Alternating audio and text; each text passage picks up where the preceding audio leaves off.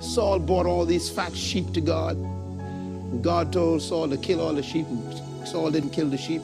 And he told God, I kept the sheep so I could use them to worship you with them. He made the sheep more important than God's command. God cursed Saul. God said, Saul, you will never be king again. A plague came upon him of absentee kingship. He lost his title. He lost his position. Why? He tried to make the sacrifice more important than the one he was sacrificing to.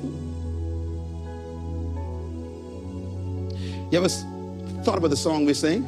We bring the sacrifice of praise unto who? Huh? To the house of the Lord. Okay. In other words, the sacrifice ain't supposed to be more important than the house of the Lord.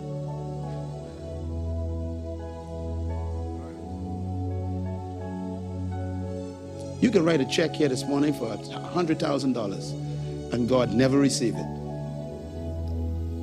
Because you are more impressed by how much you're given than who you're given to. Your attitude can destroy your gift. And Saul told God, I kept the sheep because I wanted to worship you. And that's when God says, to obey is better than worship.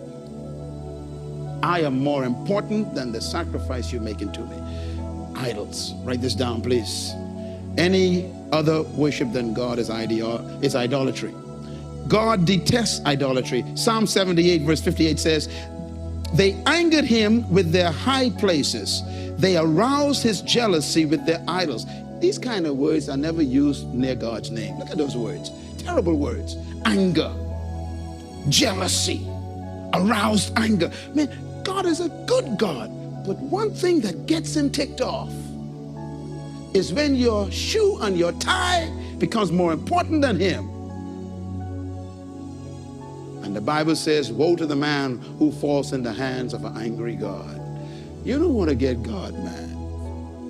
So sing with your whole heart. Lift your hands with graciousness and thanksgiving. They are his muscles.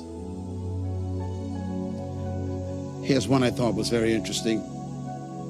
Isaiah 44 verse 9. All who make idols are what? Nothing. And the things they treasure are worthless. Words of God.